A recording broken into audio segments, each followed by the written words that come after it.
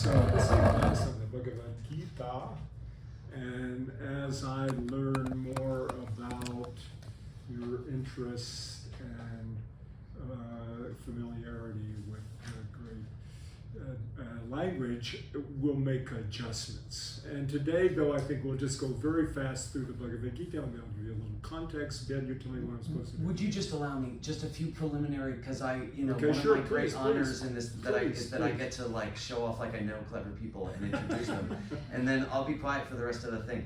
No, you can speak up. You don't have to be quiet. Okay.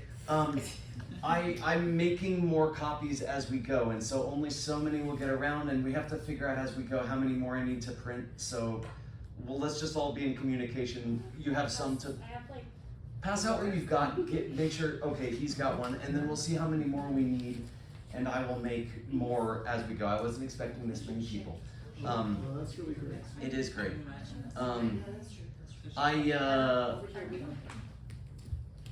You can look up Dr. Phillips' extraordinary CV, but he's just like oh, cheater. Okay. Well, wait. Raise your hand if you don't have one yet. We don't have any on this side. Do we have one? I'm gonna get everyone one. So I'll get exact numbers. 1, 2. Wait, you have one now though, right? Okay. 1, 2, 3, 4, 5. Hillary. We all have. Oh, good. Okay, great. All right. So I just want to thank you so much for being willing to do this, and we're really lucky that you're willing to spend the time. I've just been watching his chops throwing down Sanskrit, and it's intimidating and badass, and we're lucky that he's willing to slum it with us, and help us learn these baby steps, and I'm really glad that everyone's here.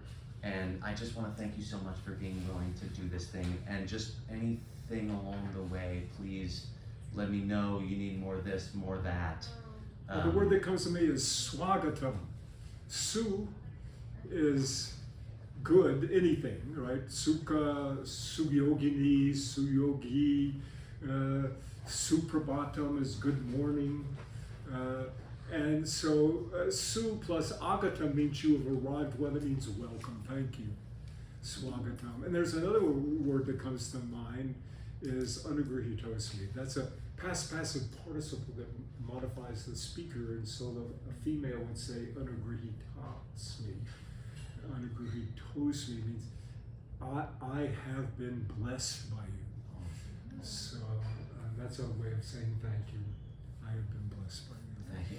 And forgive me, just while I'm printing things which are happening in the other room right now, I just may have to run out just a few times. Okay, thank you. And so we're going to slosh through the Bhagavad Gita in Sanskrit. And, it'll probably be a little boring for some of you who can't read the Devanagari, because we'll do that, and I'll also translate as we go along.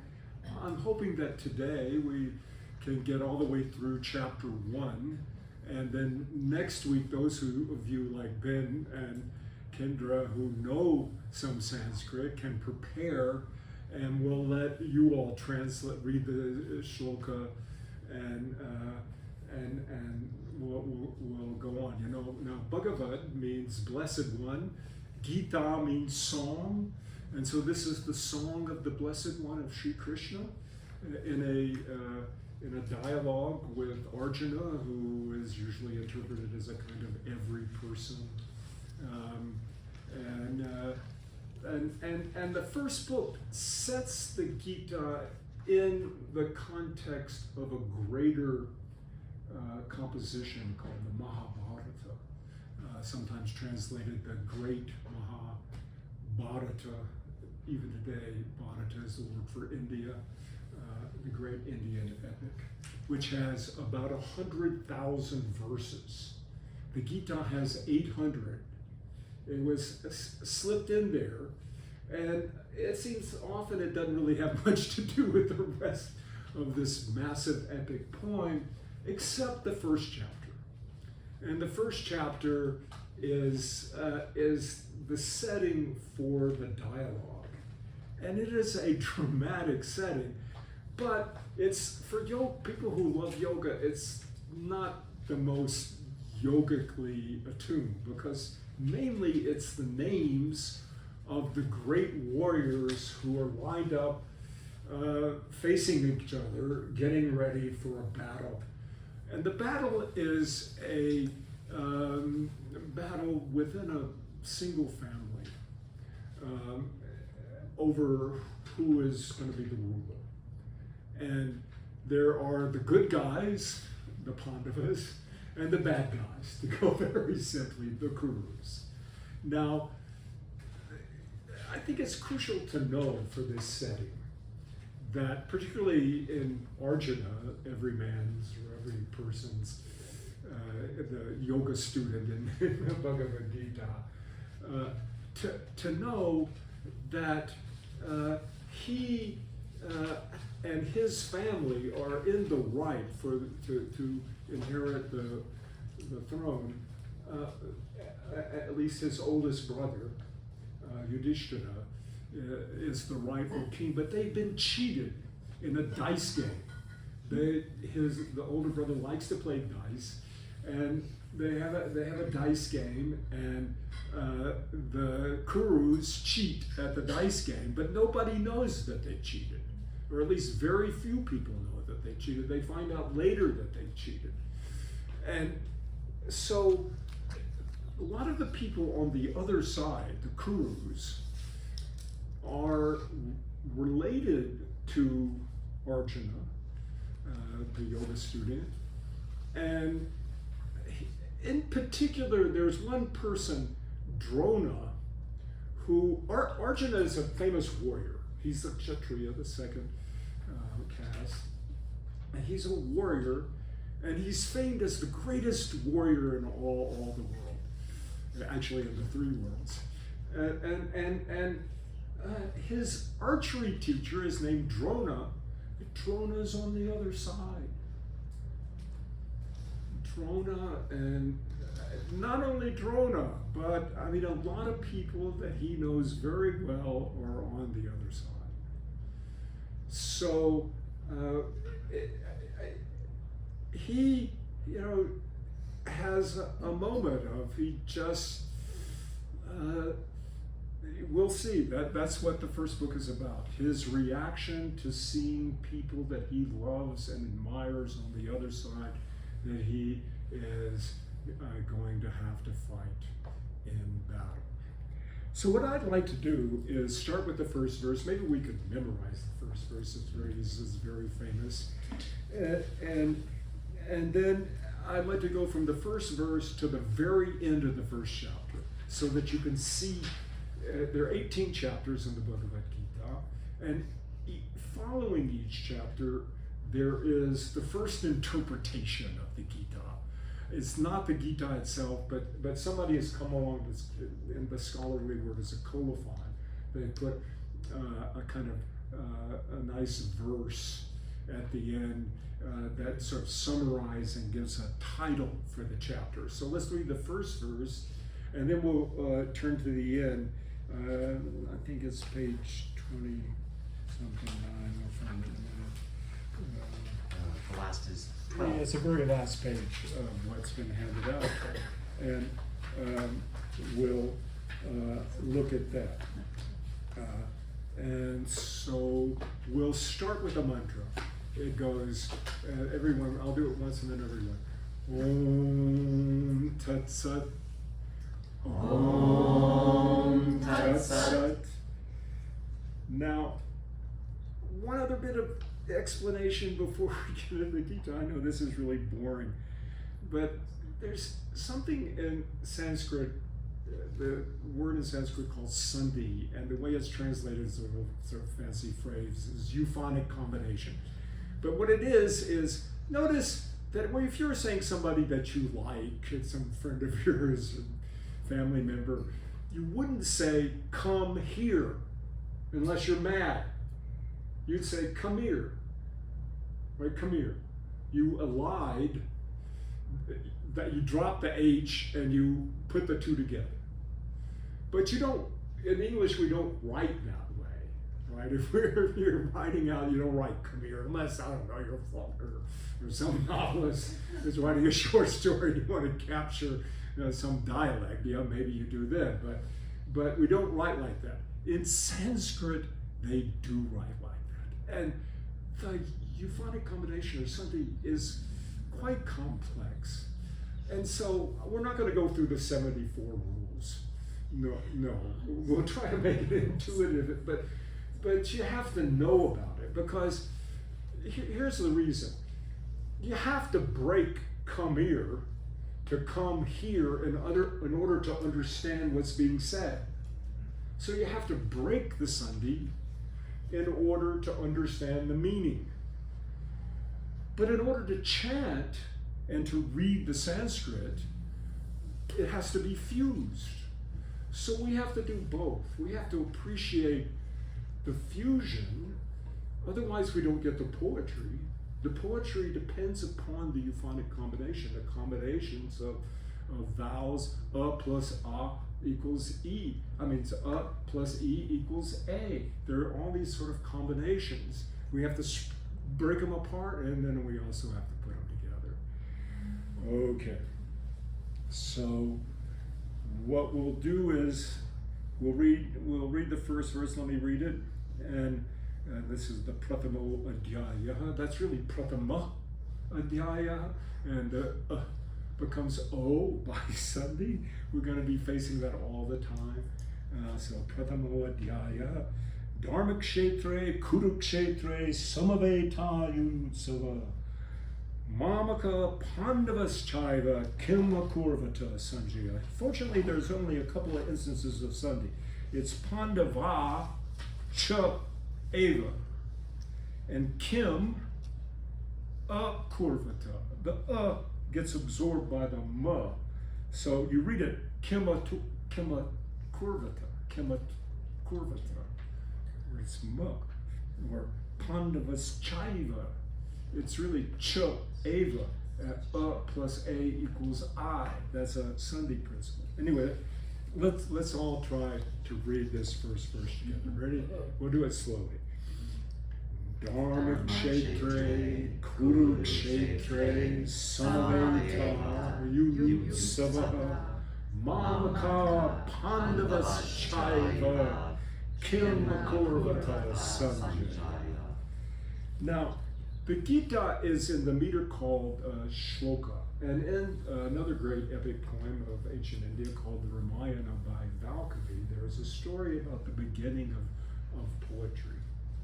There's two beautiful birds, I've forgotten their names, koil, I think in English, and a hunter shoots one, and its mate lets out a terrible grieving wail. The first poet, Valmiki, hears this grief called shoka, right? Shoka. And he comes up spontaneously with a verse of poetry called shloka. So grief is transformed. There's this old thing that all the various natural emotions are transformed in poetry and art.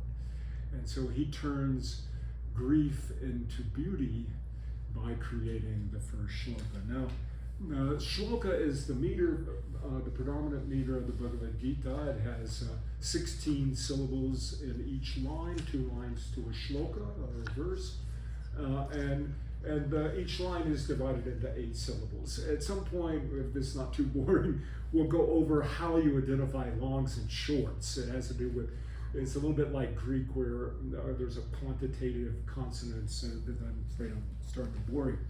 But in any case, it is quite regular. It is a song. People sing the Gita.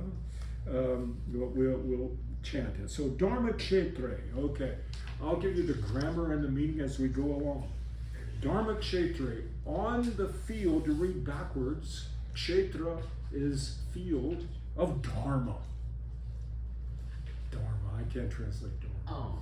No way. Dharma, righteousness, the Tao. I think maybe Tao is almost Dharma. It's sort of the right way, not just of your life, but of all of everything, the right way is called Dharma. And I know the Buddhists kind of pervert the meaning that these these instances or properties become dharmas, but they also have the beautiful notion of dharmakaya, the body. And speaking of body, there are a lot of interpreters, and I'm going to try to go light on interpretation. Of course, you can't have a translation without interpretation to some extent. But there's a great Kashmiri Shaivite named Abhinavagupta who lived in the 10th century, who wrote on the commentary on the Bhagavad Gita, and he says, Kshetra, there's a town in India called Kurukshetra, in northern India, but he said Kshetra is the body. So in the body, the Dharma of the body, Kurukshetra. Now, Kuru are the bad guys, right? They're the ones that cheated on dice, they deceived a whole bunch of people, they got, and so on the field of the Kurus, but Kuru is, in Sanskrit, there's something like 150 prominent verbal roots, and nouns and adjectives and like other verbs with prefixes and so on are made out of these roots. They're sort of the some basic meanings, and that are derived from the roots. And one of the most common roots of all of Sanskrit is Kri, K-R with a dot under it, the R vowel, the lingual Ri, which I can't pronounce. Krishna, right? Krishna, it's the same as Krishna. Well, that means it's just very common to do. So it just jumps out at you on the field of the Kurus, on the field of action, on the field of Dharma, on the field of action. Samaveta yuyutsavaha. Samaveta is a past passive participle, a nominative plural with the visarga, the two dots or the dot under the H, dropped because of that's a Sandhi rule, because of the consonant that follows y, which is actually it's both, sometimes called a semivowel. That's a past passive participle. We don't have a subject yet, so past passive participle is an adjective. And so we still haven't gotten a subject yet. Often you'll see you have to read backwards. Yuyutsava has another adjective, nominative plural, and it's made from the root yud, and it is what's called the desiderative, which means you duplicate the first, then yud, you duplicate the u, and you add a sa or su, and that means whatever is the root, desire to do that. So desiring to fight. So on the field of Dharma, on the field of the Kurus, gathered together, desiring to fight. Mamaka, mama is mine, mama, mine. So this is an abstraction from mama. So sort of, I don't think we have a good word for that in India. I mean in English, mamaka, our guys, mamaka. Now, wait, let me go back here. This is not really part of the shloka, but it is part of the text. Dhritarashtra Uvacha. It's kind of shocking that Dhritarashtra, who's a bad guy, he's the evil, he's blind, he's an evil king, and he's addressing a seer. Sanjaya is a great yogi and can hear at a distance. He can hear the conversation between Krishna and Arjuna at a distance. And so the Gita starts out with this bad guy asking this seer what's going on. He's back behind the lines, safe, right? And so he turns to his seer, tell me what's happening, right? And so it's Kimakurvata.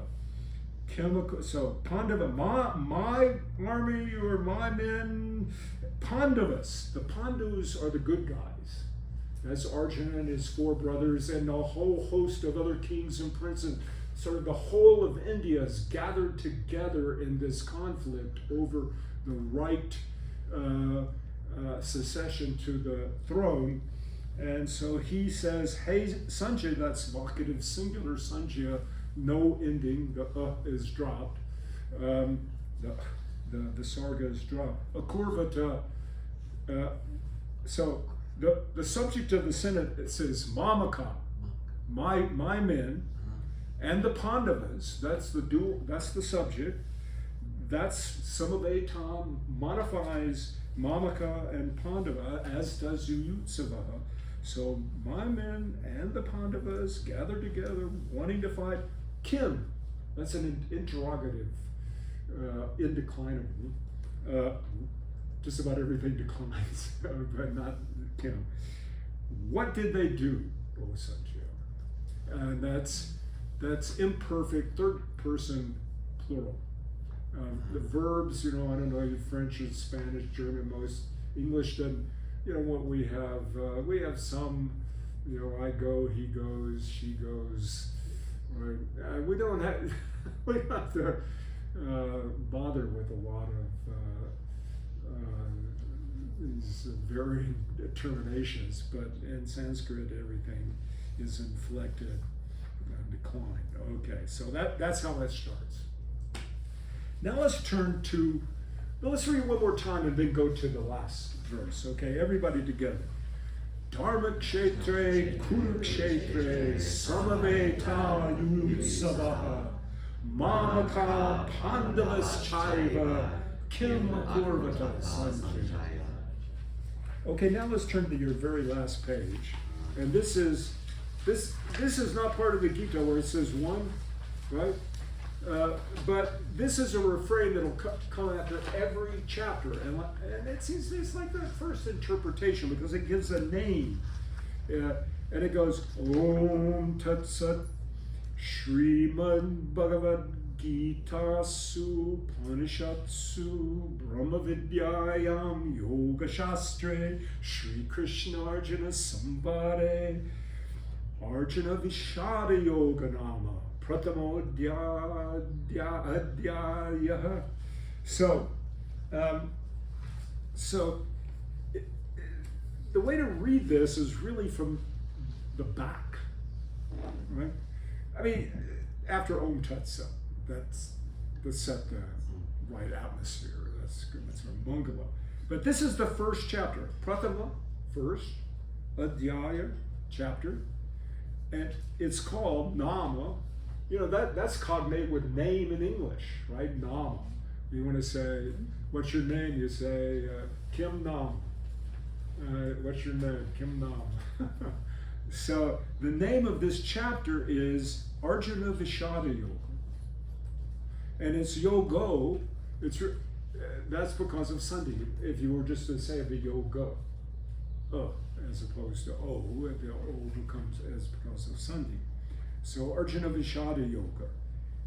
That's the name of it. Well, where does it occur? It occurs in the conversation, somebody.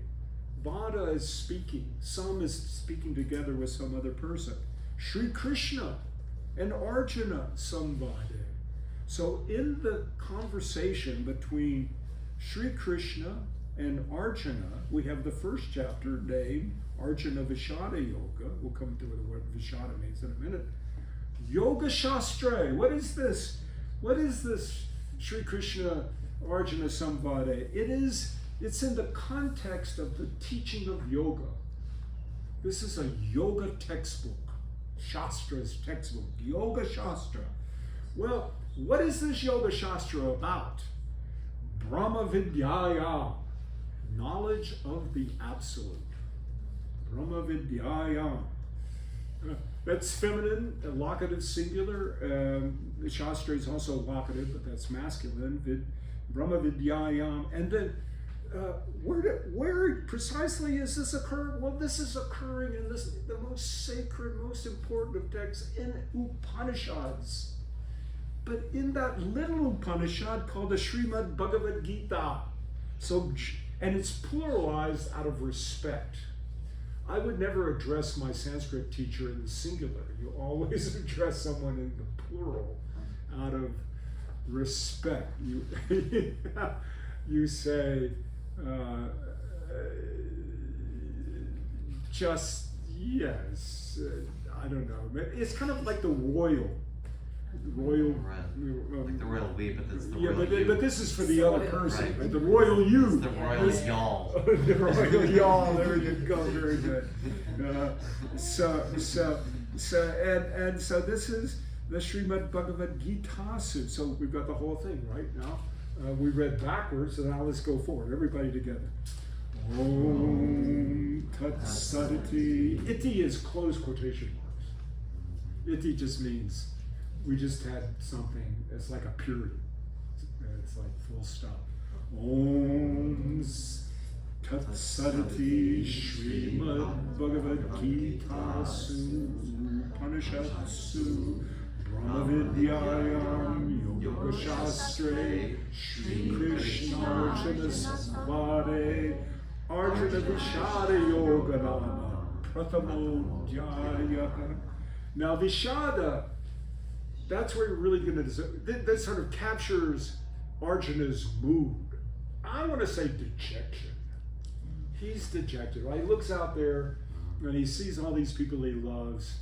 And we'll get to it. There's a word, the word comes up in the text, and it's very interesting that whoever this first colophon writer was picked up on it. Okay. So, should we go on with the text, or should we have a little grammatical lesson? How many want to go on with the text? And how many want a little bit of a grammatical lesson? Looks like the grammatical lesson wins out a bit. Let's go over the alphabet. I just printed a few more of those. I'm gonna grab that right now so that everyone has a copy. It's just waiting in the other room for us. Yeah, look at, who drew this? This is so good. This is the mouse, yeah, it's really helpful. But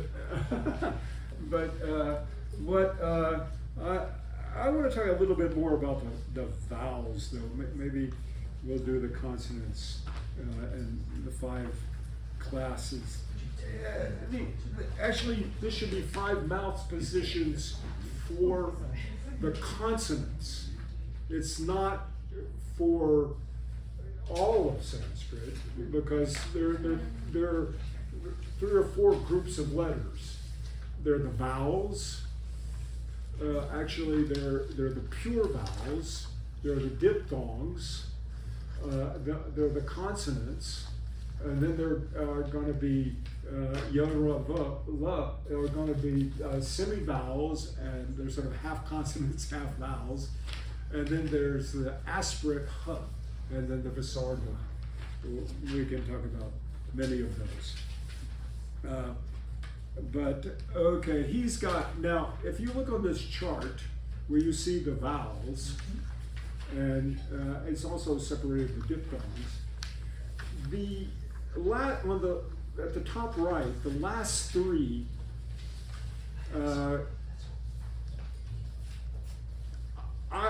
I only know one word in the whole of Sanskrit that has the long re, and I don't know. I know one word that has the short re, and that's not, that K is wrong. Oh, I see, because it's K. It's that re. Okay, and I want to forget those last 3. For one thing, you see the R vowel, the retroflex R, that is pronounced I don't pronounce it right. I cannot pronounce it. I've tried for 50 years. I started studying when I was 20 years old. I'm 74. I have not gotten it right. And when I went to this yoga ashram in South India, my pronunciation was so bad that one of my teachers made me come over his house every Saturday morning at 9 o'clock and just work on pronunciation for 2 years. Then he gave up. You never got to get it. And in particular, just a quick word about the consonants. It has to do with aspiration. If you notice the consonants, k, k, g, g, nya, it's really hard for native English speakers to get the unaspirated, because we explode on all of our consonants. So it's almost like to breathe in to get k, the k right, and the k, k. I mean, that's exaggerated. But to come to the vowels, I'm going to drop the 3 on the right, and I just want to notice that there's a, e, u, and notice that there's really what they call it's long and short. They come in pairs, right? You know, it's right? And there's no right? So it's not namaste. It's not even namaste. It's right? So namaste. Namaste, not namaste. That's like asking someone's name. Namaste, it's like, what's your name? Nama? Nama is name. Nama. Namas is honor, right? So anyway, and then the long one is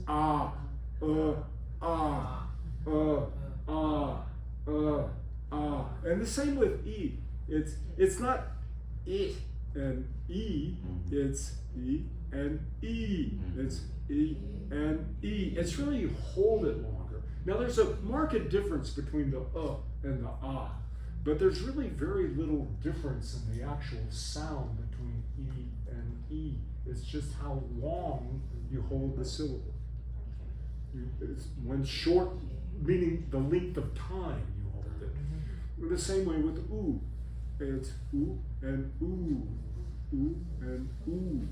And then there's re, right? So Krishna. And re. But it's supposed to, all the linguals, as you look at the 3rd class of continents, the retroflex, I call them linguals, here they're called retroflex, they're all a matter of, if you look on this beautiful chart, which is the mouth positions for the consonants, you turn to the tip of your, my wife told me never do this because it sounds like you're imitating an Indian accent. Where if you turn the tongue to the roof of your mouth and you will get the and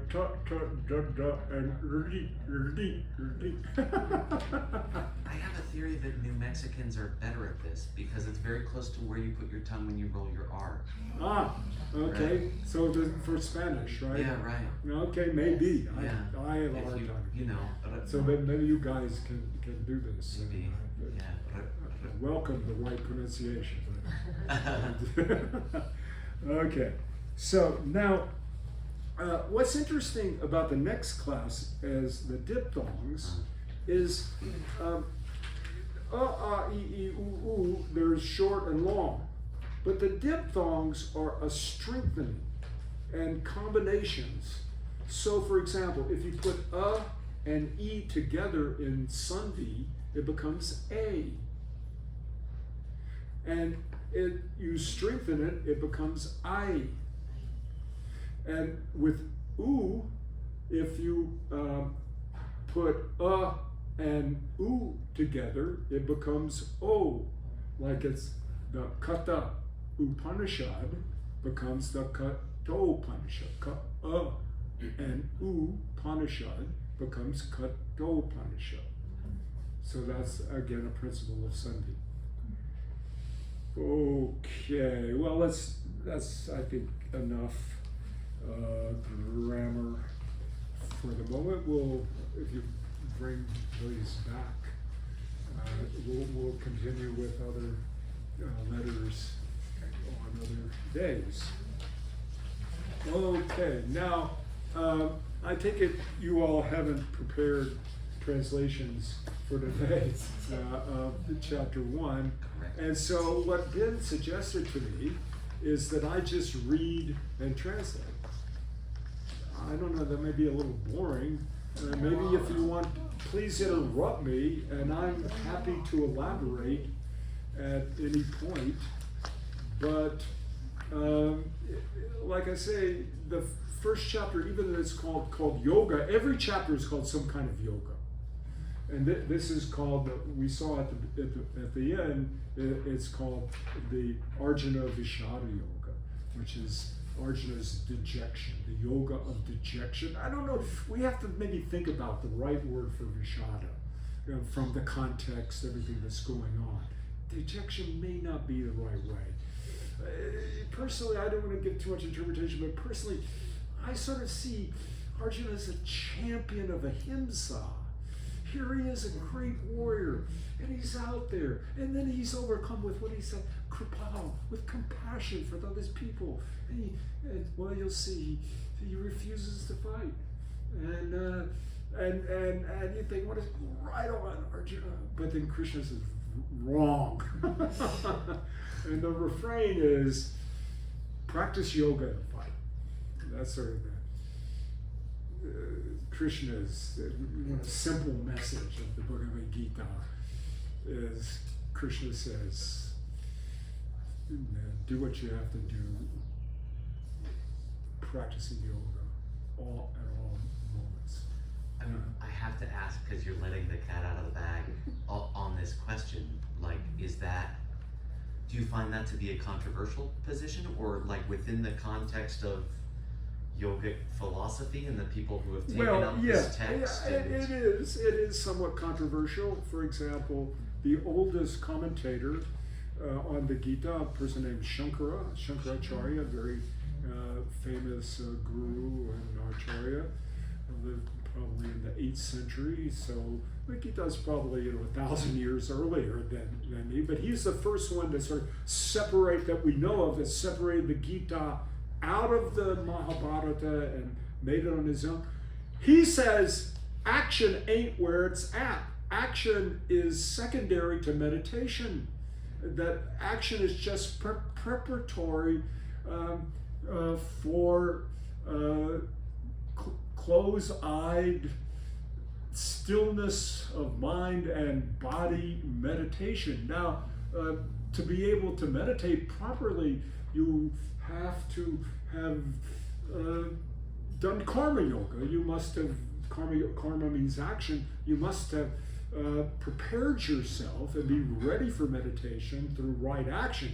But once you're ready for meditation, forget about action. Mm-hmm. So, I don't know, personally, I don't think that's quite right, because given the setting of the Gita, so yes, but you're absolutely right. Look, just about I think the Gita may have been the text the most commented upon out of any text in the whole world, except maybe the Christian New Testament. And so you've got a lot of different, now Mahatma Gandhi, loved the Bhagavad Gita. And and Krishna is telling Arjuna to fight, right? Practice yoga and fight. You're in the right.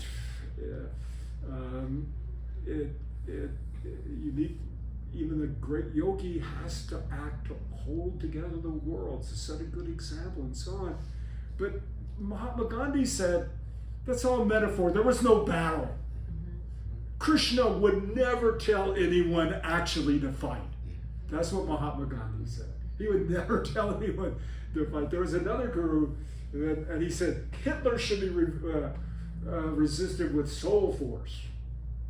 And they, the British put Gandhi in jail for the whole of for the whole World War II.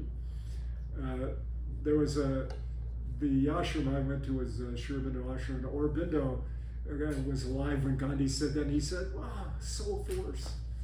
That's great. I think Hitler should be consistent with the whole force, but may I recommend tanks, machine guns, airplanes?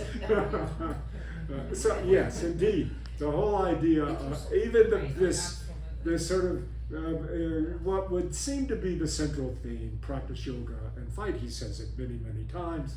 Even that is controversial. You're absolutely right. I'll try to leave interpretation out of this and just stick to the text.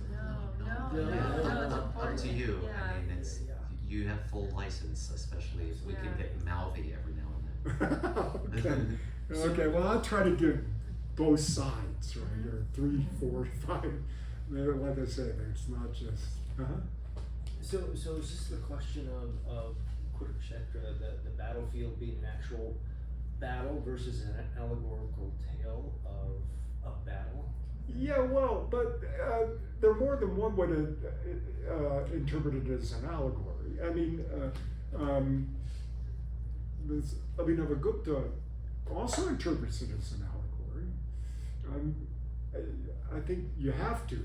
For one thing, 4 times Krishna tells Arjuna to practice ahimsa, non-injury, while killing these people. What? That kind of oppositions that you get in ideas like that, that's typical of poetry, right? So, yeah, I think you're forced to an allegorical interpretation, but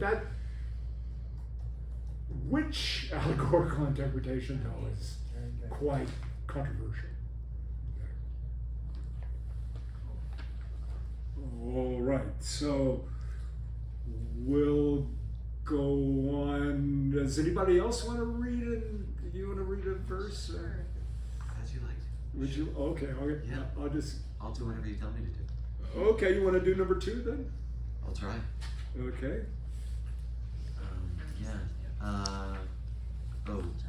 Oh, sure. I'm sorry. I'm in the wrong chapter. Here we go. First, Sanjaya Uvacha. So that means now Sanjaya, this seer, is talking to the evil king. Another word of interpretation is it seems like through these devices of it's the bad guys talking. It gives a kind of objectivity to it. Maybe. Okay. Go on. Drishtva tu pandavanikam yudham duryodhana stada Right, that's something. acharya mupasangamya raja vachanama bravit. Very good. You broke the Sunday on Vachanam Abravit. Okay. That's breaking the Sunday, right? Acharyam Upasamgamya. That's breaking the Sunday. You have to break the Sunday to understand it. But to read it, it would be Acharya Mupasamgamya Raja Vachanam Abravit. That's with Sunday, without breaking it. Okay, so this says Drishtva is a participle. So we don't have a subject, right, until we get to Duryodhana. Now Duryodhana is the son of Dhritarashtra, so he's like the second most evil guy. And so seeing the Pandavas, Pandu is the mother, and so the children are called Pandavas. And so the children of Pandu, so the Pandavas, the good guys, and the Andikam is the army. So seeing the Pandava army, so it's not like English or even, I don't know, German and French. They hear the verb, word order doesn't matter. Word order, what matters is the meter.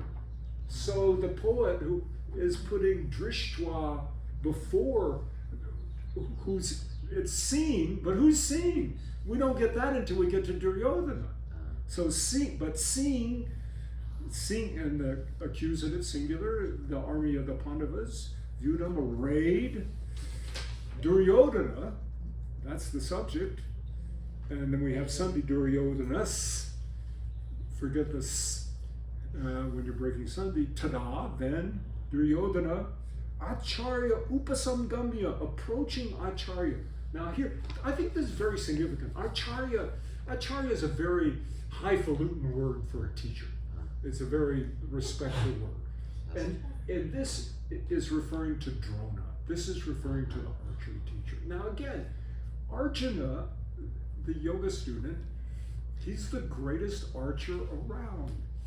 And his teacher, in the Indian context, just like I love Ben, you love your teacher, you honor your teacher.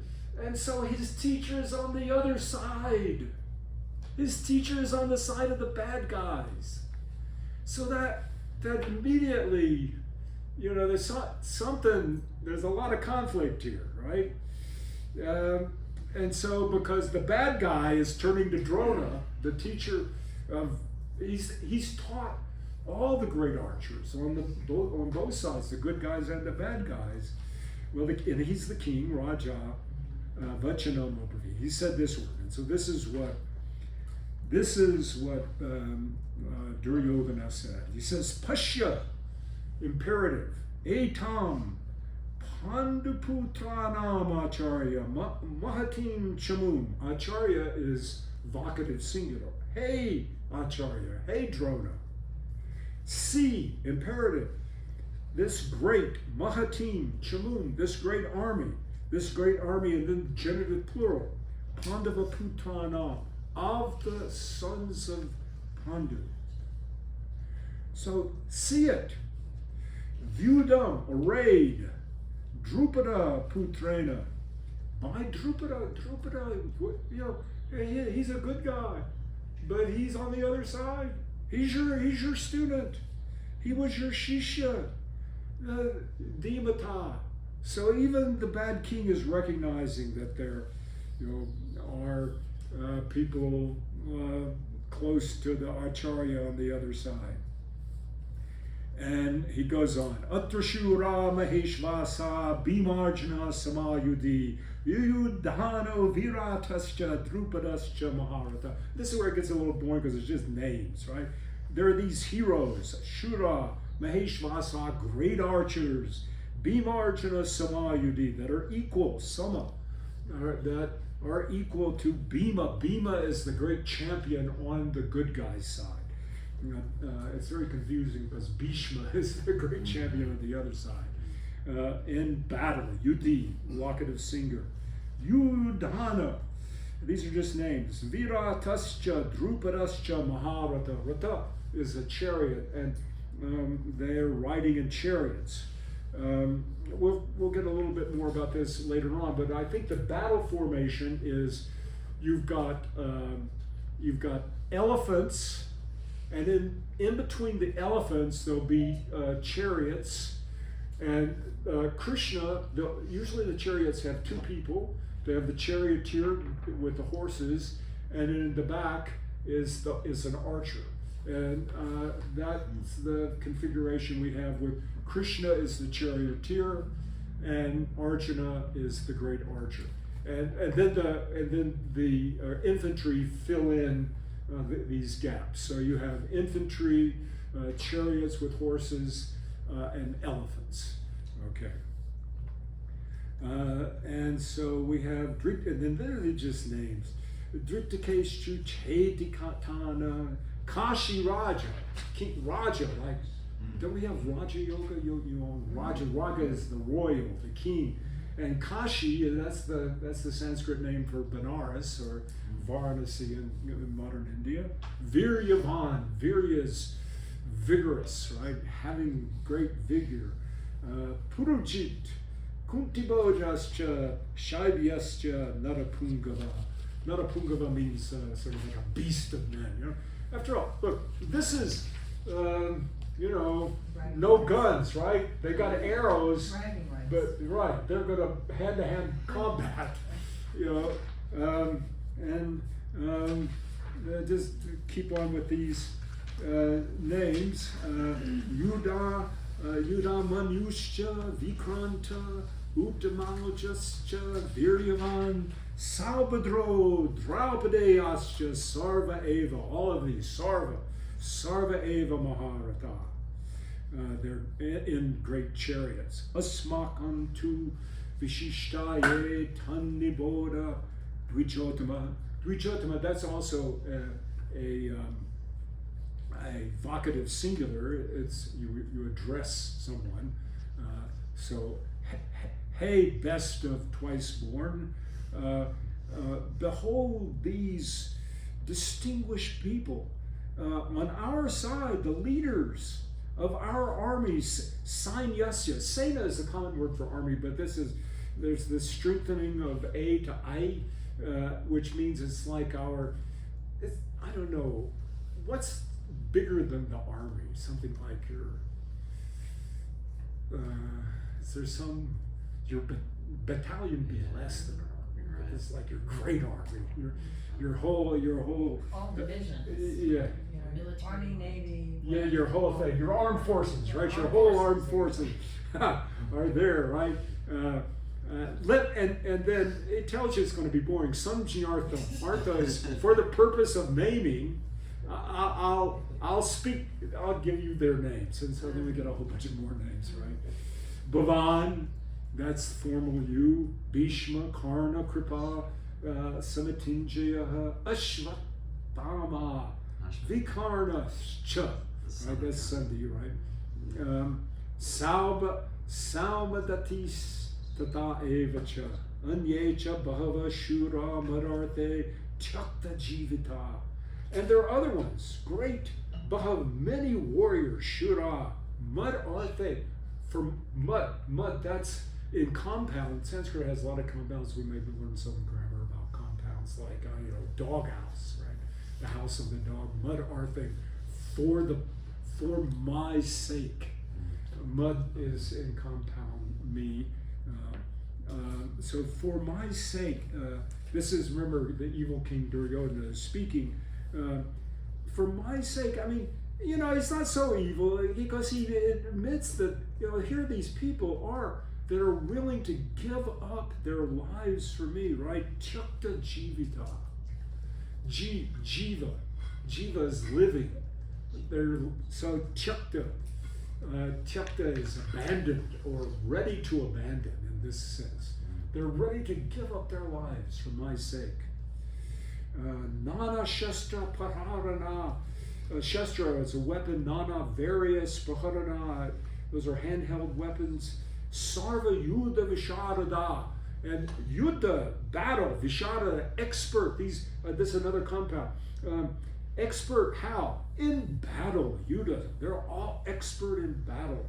Apadiyaptam tarasmakam balam bhishma abhirakshitam. Okay, our force, balam, our force is unlimited. He start bragging now. It's protected by Bhishma, but theirs, Padiyaptam, the opposite, means not. So theirs is limited to Idam Esham Balam Bhima. That's the good guy. Abhirakshitam, protected. Anyeshu cha sarveshu yatha bhagam avastita Bhishmam eva abhirakshantu bhavantu sarva eva hi. And so there, and ayana are those gaps between the elephants and the chariots and the infantry. So in those gaps, there are as a portion, they're situated in all the gaps to protect Bhishma, right? Abhirakshan, in order to protect Bhishma, even though he's the champion warrior, Bhavanta, Sarva Eva, they all of them have gathered together there to do this. Tasya Sanjanan Harsham Kuravrida Pitamaha Simhanadam Vinadyo Chai Shankam Dadmao Pratapa. Okay, now look for the subject of the sentence. It's the nominative singular Kuru Vridaha. Now Kuru Vridaha, that is Bhishma. That's their main soldier, and he's called grandfather, Pitamaha. Pita is father, Maha, grandfather.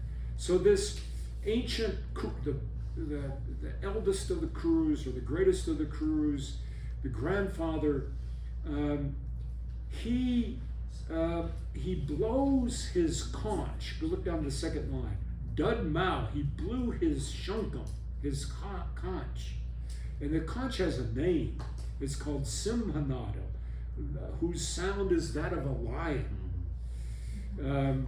And Uchai, very loudly, this very strong person, Pratapava. And what this does, go back to the beginning of the shloka, the verse. Sanjaya and Harsham, this comes up again. It makes your hair stand on end. There's this. It's so loud that it's just the beginning of the battle. There's a kind of, I don't know. Harsha is actually a kind of joy, which seems inappropriate in the circumstances, but like a battle cry, I guess it is, right? There's just the excitement of it, and blowing the conches, and then so he blows it first, and then Tataha after that, Shankascha Beryascha Panavana Kakahomaka. These are all musical instruments. Drums, some kettle drums. Gomaka are horns.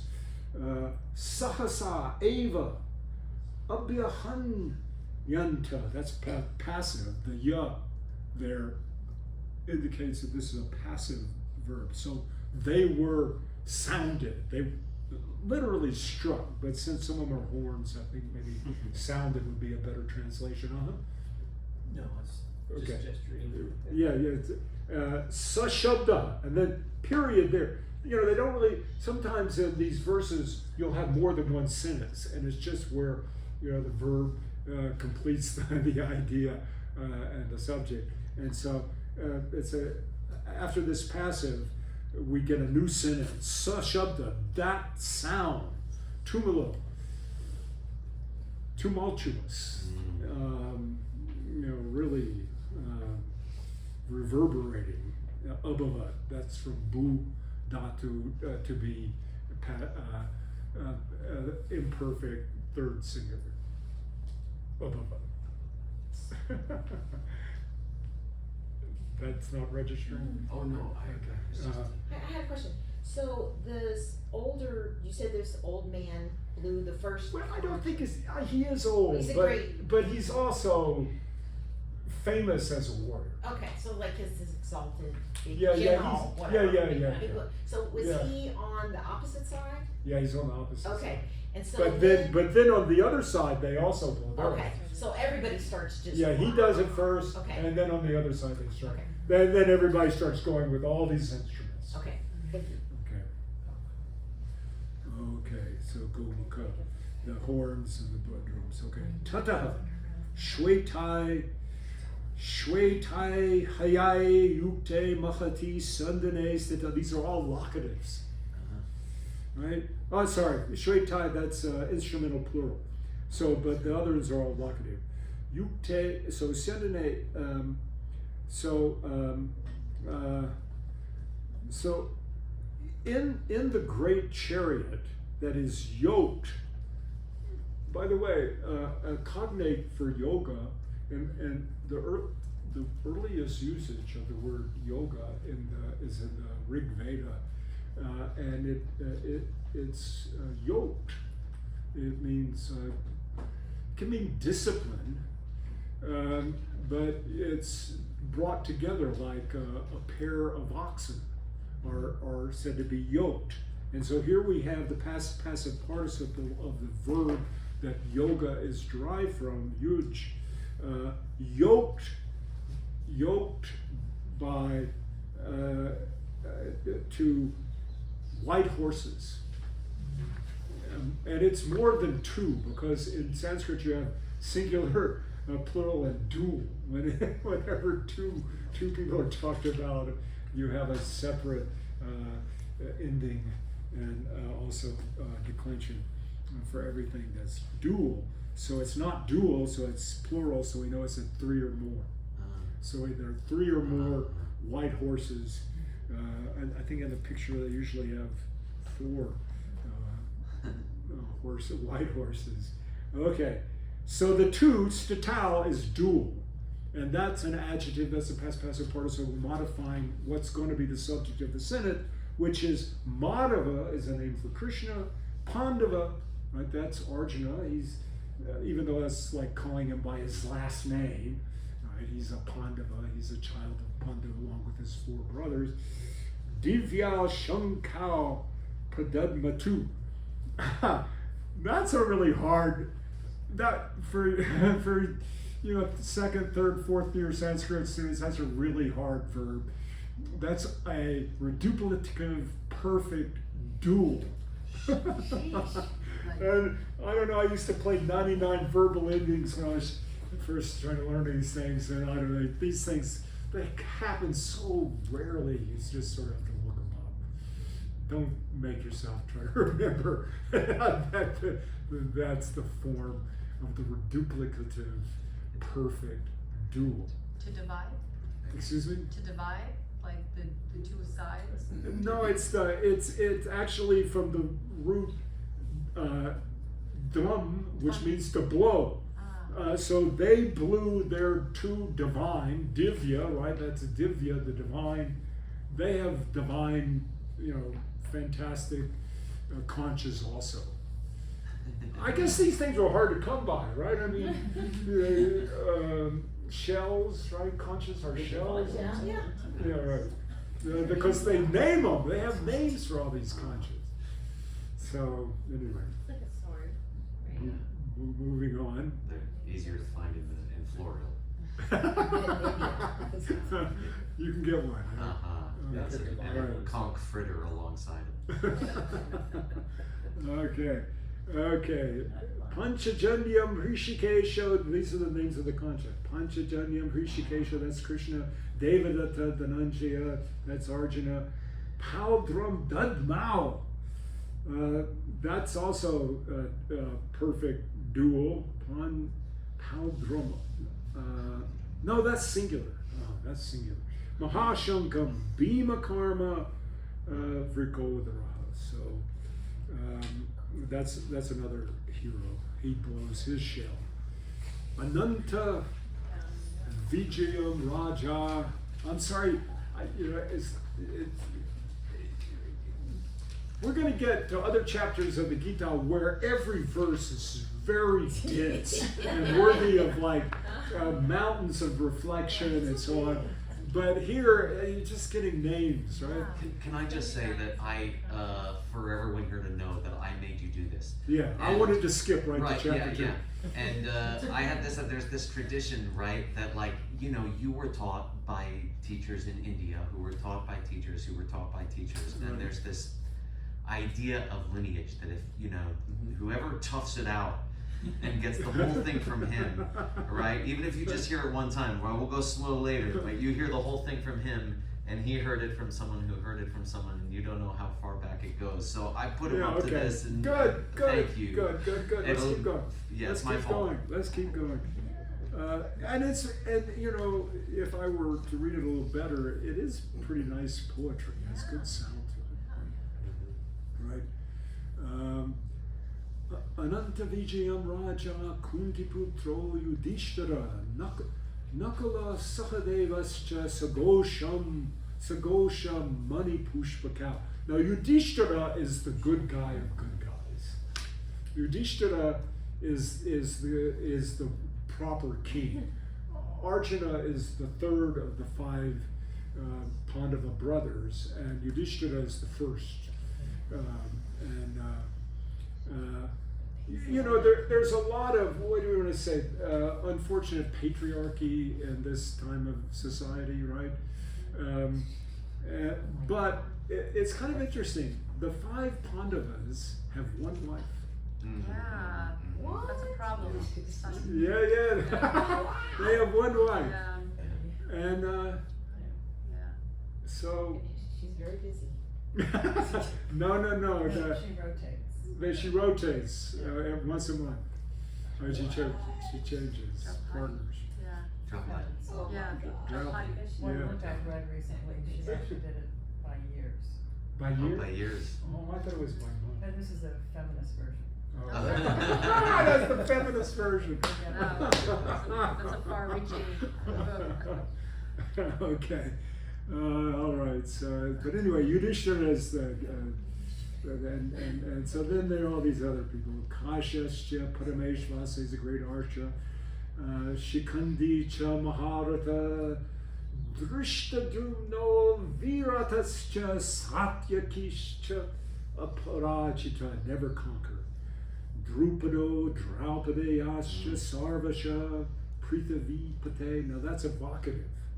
That means, O king, O ruler of the earth. Salbadrascha Mahabahu. Bahu is arm. Mahabahu means that's a strong arm. Strong-armed one. Shankan Dudmu Pritha. They all blow their conches.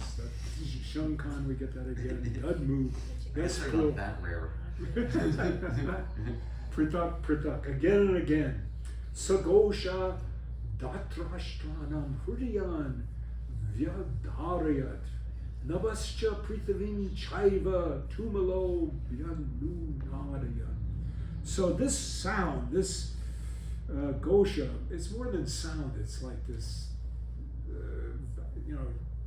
tremendous noise, right? It split the hearts of the the bad guys. I don't know if that's negative or positive. I mean, Hridayani is just a common word for heart. Hridaya is your heart, where the Anahata chakra is, right? But split their hearts. I don't know if that terrified them or maybe just invigorates them, but anyway, their emotions are aroused, I think is the point of this, right? Hridayani Vyadarya Navascha. And so the sky and the earth, right, resounded. This sound resounding through this as accusative singular, through earth and sky, earth, Prithivi, and sky, Navas. Ata, then Vyavastitan Drishtwan Dhartarashtran Kapi Dwaja. That's Kapi Dwaja. He has a banner. Every chariot has a banner and a flag. That's called your dwaja. And a lot of, like Dharma Kirti. Kirti is another word for dwaja, right? The banner of Dharma. This is, Kapi is a monkey. And so this is Hanuman, is interpreted as from another epic, the great devotee of Rama. So that's the banner of Arjuna. So that's just a name for Arjuna. So Arjuna, seeing Vyavastitan Dhritarashtra, that's you can see that Dhritarashtra is the bad guy, and you strengthen the Dhri and it becomes Dar, and so that means the army of Dhritarashtra, the Dhritarashtra people. He raises, so Pravite Shastra Sampate Daughter Udyamya Pandava. That Pandava is another name for Arjuna. And so what did he do? Well, he raises up Udyamya. Well, the yamas are a kind of discipline, right? Like the yamas and the niyamas and the Ashtanga Yoga of the Yoga Sutra. So it's not just raising. Ud is a prefix that means, right, it's sort of forcefully raising, sort of menacingly raising. And what is he raising? It's the Shastra, the weapons, that are ready for battle. Okay, moving on to 21. Hrishikesham tada vakyam iha aha samipate. So remember, this is Sanjaya talking to the bad king, the blind king. And he says, then Arjuna says aha, even though that's an irregular verb, the perfect, that's a reduplicative. It looks like a reduplicative perfect, but it's really, it means present tense. So he said this word, tada. He said it to Krishna. Hrishikesha is a word for Krishna. So then we get this Arjuna Uvacha. So Arjuna says, what does Arjuna say? This is great. This is good. Senior ubayor madhye ratam stapaya me achyuta yavadetan niriksheham yodakaman avastitan. So he's telling Krishna. Now, Krishna, Krishna of the Mahabharata that's a much older text than the Bhagavata Purana. This text is, the Mahabharata is maybe 400 BC, not long after the life of the Buddha.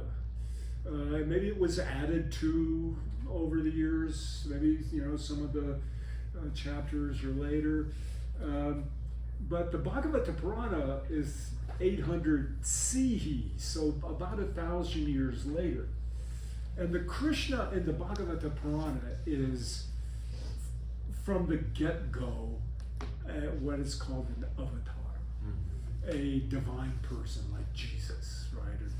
Or Mohammed, maybe. But I mean, avatar means descent. So a descent of the divine being into human form. And so from the get-go, Krishna is super holy. And, and in the Bhagavata, he's a little imp. He does all these terrible things. He steals butter. He eats dirt. But everybody loves him. He's so cute, right? and when he's a teenager, right, he plays the flute. He can dance. He's the most beautiful. Everybody just goes wild. And even these gopis, right, the cow girls who are married, they all run off to follow him because he's just so pretty, and he plays so beautifully, and joyous at every moment, and dance and so. That Krishna is a little different from this Krishna. This Krishna is a warrior, and even though Krishna reveals himself later in the Bhagavad Gita as an avatar, it's not evident through the main part of the epic. It's not evident that Krishna is some divine being, that he's a realized being, that he, in the course of the Gita, he will say, I know I am one with the highest self, the truest self. And I have come to keep the world on the right track. But that's not the background. In the background, he's just some ordinary, well, not ordinary, he's a prince. He has his own kingdom. And he has his own army and so on. But, I mean, if you were reading the Bhagavata Purana, to have Arjuna giving orders to Krishna seems a little shocking, but not in this context. It's not shocking at all.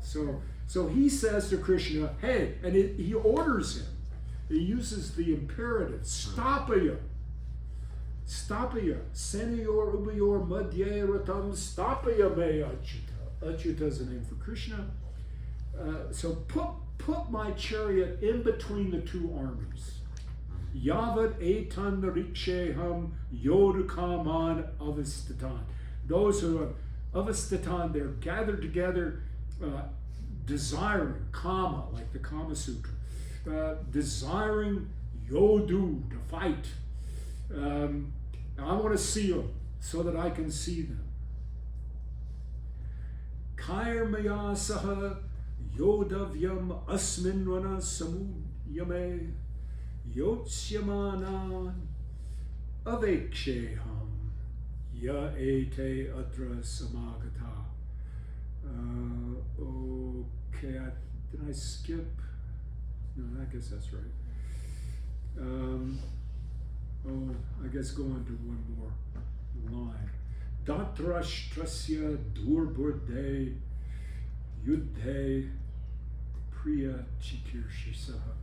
So he tells them that he wants to see these people who are ready for battle, Rana, and they've come Kair Mea Saha Yodum with me. They want to fight with me. Let me see these people over there. I mean, this is really dramatic. Can you imagine that there are two sides? They're lined up as army. Both of them have elephants, chariots, infantry, archers, everything. They're making this tumultuous noise, and there's space in between the two armies. Mm-hmm. So Arjuna tells Krishna, go out in the middle. And, right, so he can see them, right? And he wants to see what's going to happen. And he says, they have come together to fight. And I want to see even these people of Dhritarashtra, Dhartarashtrasya, and the adjective Durbode, he's evil-minded, right? But they want to please him. Priya Chikirshisa. I want to see those people who want to please this evil-minded person.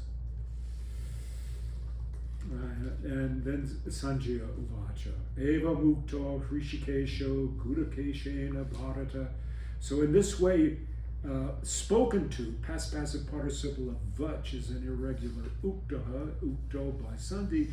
Hrishikesho, that's Krishna, being addressed, ukta, by Gudakesha, that's Arjuna. Senior ubiyor madhye stapayitva rata. He stations the chariot, this best of chariots, between the two armies.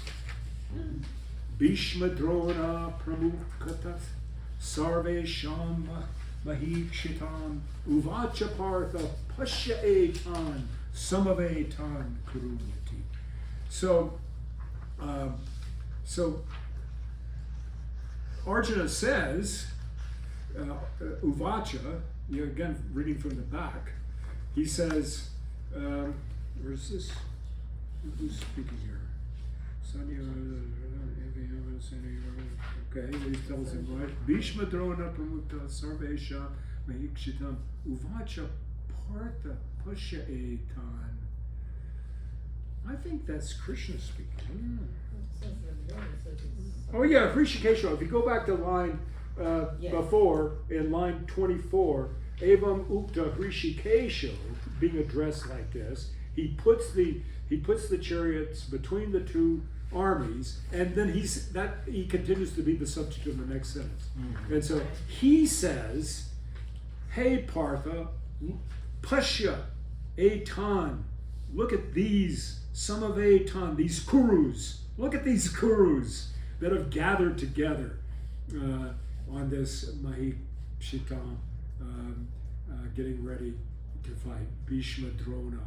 So Bhishma, and then again Drona is Bhishma is well respected, and Drona is the great archery teacher. So that's what he says. So Tatra Apashat. So Tatra Apashat Stitan Partha Pitrin Ata Pitamahan Acharyan Matulan Bratrin Putran Pautran Sakin Stata. Okay, so now it's back in Sanjaya's word. So Krishna, only thing Krishna says is, look at these Kurus. And then Sanjaya, the seer who's speaking to the evil king, says, well, Partha, that's Arjuna, sees their Pitrin, fathers and grandfathers, acharyas, teachers. This is a family feud, right? Matuan, uncles, Bratrin, not his brothers, but other brothers. Bratri, that's sort of cognate with English. Putran, sons, grandsons. Sakim, friends, friendly people. Tata, and it keeps going. Shwashuran, suhridascha. Suhrida is the dearest word for friend, because hridaya is heart and hrid is heart, so suhrid is good-hearted. The good-hearted is like the best thing, you like your close friends.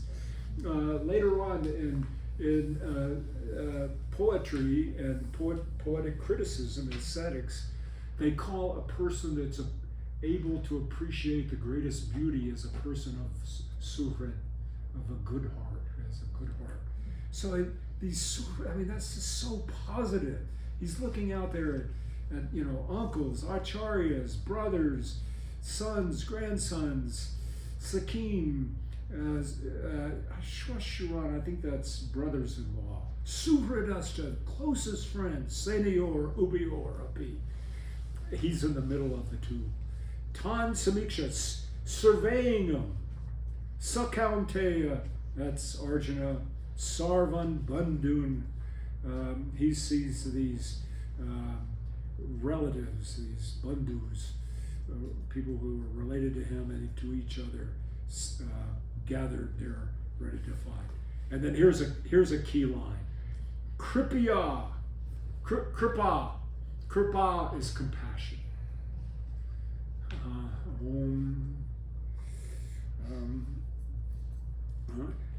Kripa, so Ya Devi Sarvabhuteshu Kripa Rupena Samjita Namastasyai Namastasyai Namastasyai Namo. To that Devi who lives in the heart of all creatures, who's full of compassion, to her honor, to her Namastasyai Namastasyai. This is a way to remember Kripa, compassion.